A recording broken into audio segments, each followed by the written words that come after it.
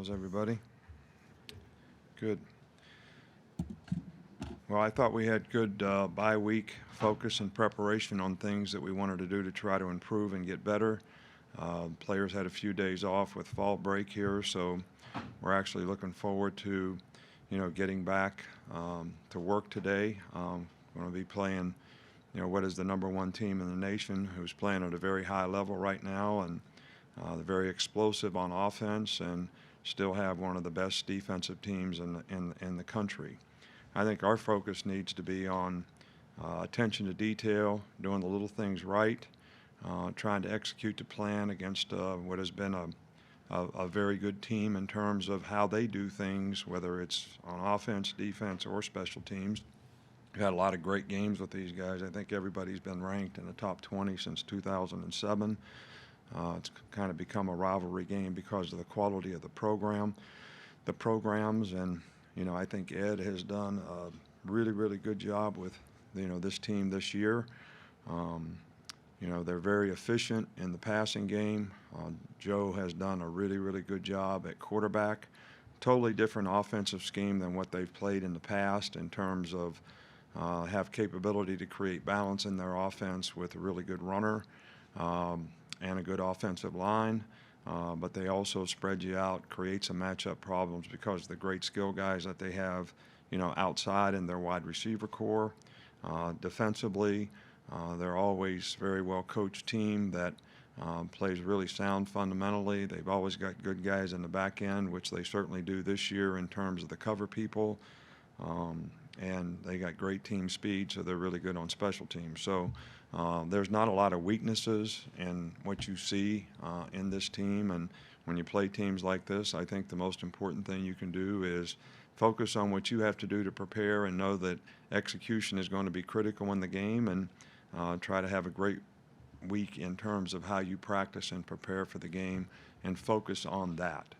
You guys always ask me, what are you going to do different this week because you're playing the #1 team in the country? Well, every game that we play is an important game, especially when you're playing in the SEC, especially when you're playing in your division. And this is most certainly an important game. But if there was a better way to do it, we'd already be doing it.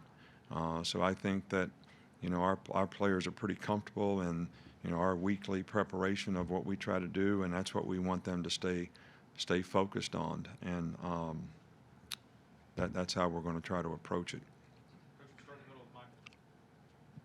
What have you learned over the years with a game like this and the hype around it? How have you learned how to manage that over the years? Well, I think the big thing you want the players to do is not get involved in the hype surrounding the game, or even think about the implications of the game, but prepare for the game as if this is the best team you've played, and the player that you're going to play is the best player you played against at his position all year long, and therefore you're going to need to challenge yourself to play your best and be your best as a football player and stay focused, on that, and not the distractions that surround the game relative to implications or whatever gets created relative to the circumstance of the game.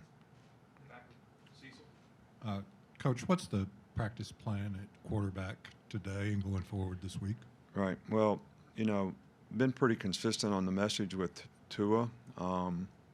If he can play in the game, it'll be a game time decision. He did practice 2 days last week. We'll see where he's at today, and then we'll manage the reps accordingly. And when I say that, we cannot predict. If he goes out there today and he looks good, then his rep count is going to go up, and we'll prepare him as if he's going to have an opportunity to play in the game. If he has a setback during the week, we can't really control that, but that would change the plan.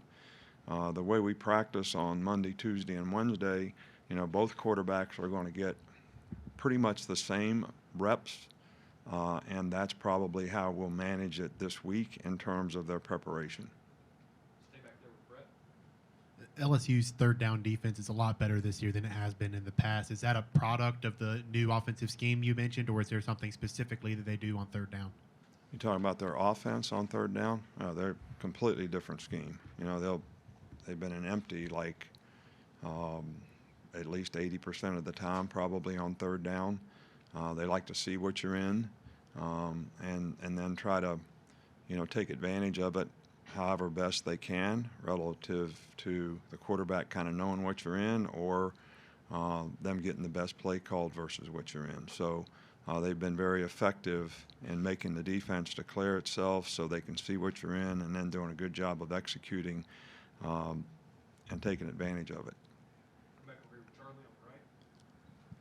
How much progress have you seen from Christian Harris this year, given that he had never played the linebacker position before?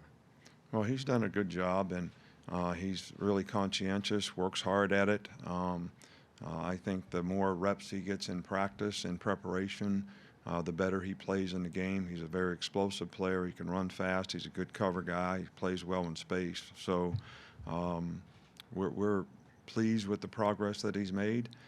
We still have work to be done, as each and every week presents some new challenges, especially for the young guys. But he's been very conscientious in his preparation, and I think that's all we can ask at this point. And he has continually improved as the season has gone on. Up front here with John.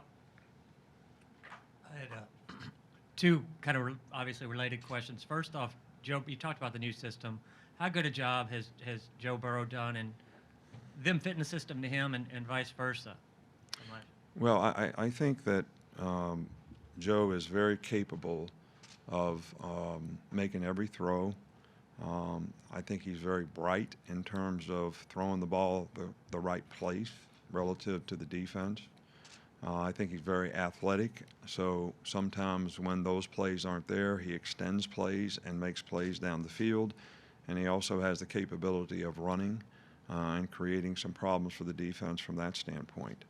So he's a very good scrambler, I guess, to run or to throw.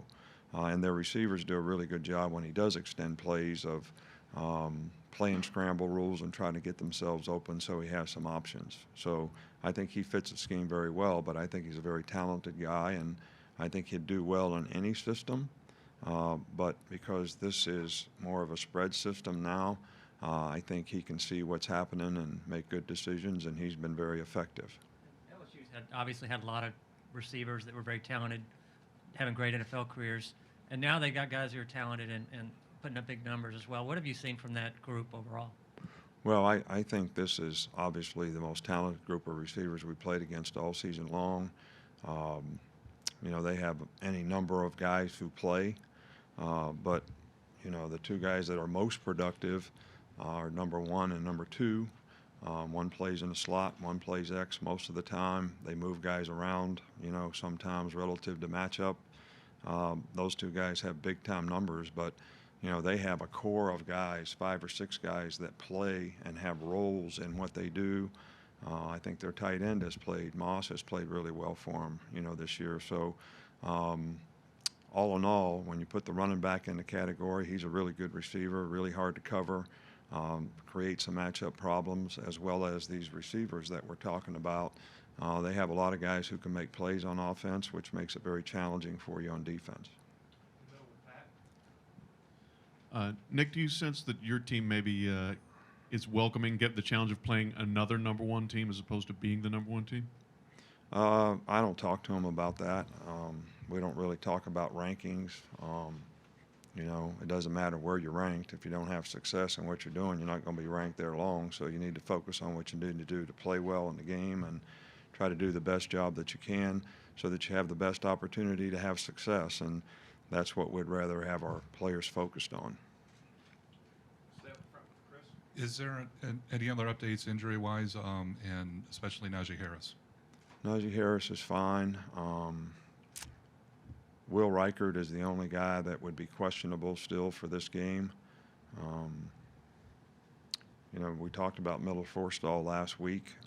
He's out of the game and will be out for several weeks. Other than that, I think we're okay. Middle here with James. A two-parter, if I may. It can be easy to look at sack numbers and tackle for loss numbers to evaluate a defensive line's performance, but how important is it to remember that sometimes their job may be to aggressively get upfield, and sometimes it might be to hold more steady in their gaps? Well, I think that good players know what their job is, and they need to do their job for the defense to, I don't care whose defense it is or what system they're playing. And I think when players don't do that, you create open gaps that can certainly create advantage for the other team. So I think it's really, really important that players are disciplined in playing their responsibility and doing their job, and understand the big picture that if everybody does that, opportunities will create itself to, make plays. And how does the opposing quarterback affect what you're asking of the defensive line or what their jobs may be in a particular game? Well, I think style of, how a quarterback plays can sometimes determine how aggressive that you can be up front, for lack of a better term, I think.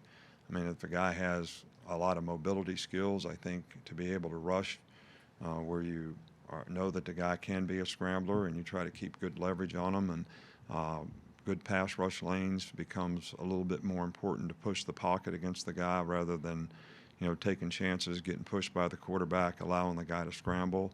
I think if it's a less mobile quarterback, you can be a little more aggressive and take some chances. So, the guy we're facing this week has outstanding mobility, so it's going to take disciplined pass rush and execution of what we're trying to do to be able to control him in the pocket. Stay on this side with Chris. Hey, Nick, when you look at what you guys are doing offensively now, what they're doing offensively, how much does that underscore how much both teams have changed and the need to be able to evolve and change offensively, especially when you look back 7-8 years ago to you guys? Yeah, well, I think that's a very accurate observation in terms of, we become more of a spread team. They have become more of a spread team. We've done it for a few years now. This is their first time to really sort of open it up, and it's paid tremendous dividends. And I think it certainly features the skill players that they have in a very positive way, and the quarterback.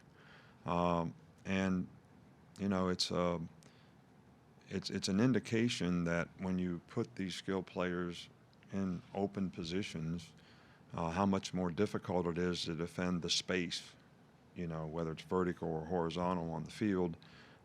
And you make it more difficult for the defense because they have to make a lot of plays in space.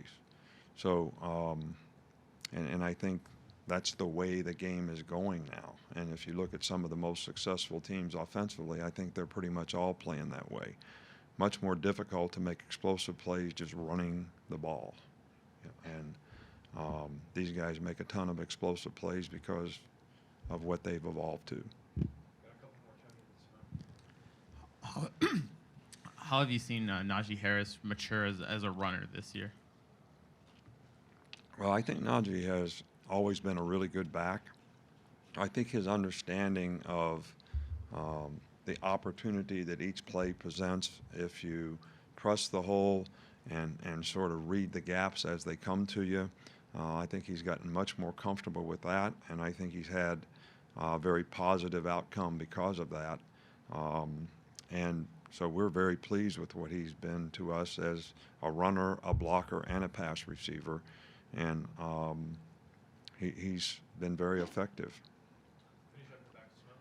Coach, hi there, back here on the right. Hi.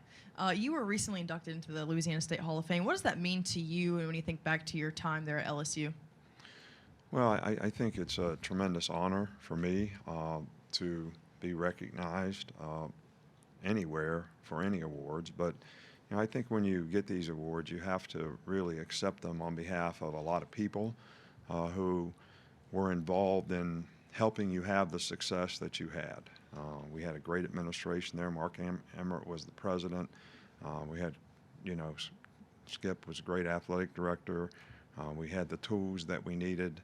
We had a lot of good players who developed very nicely, and we had really good coaches on the staff who did a great job. As you can see, some of those guys are now head coaches and doing very well in their own right. So it is a tremendous honor, but I think it's really you accept those types of things based on what all the other people did to contribute in that success. So it's really pretty special. All right, Coach. Thank you. All right, thank you.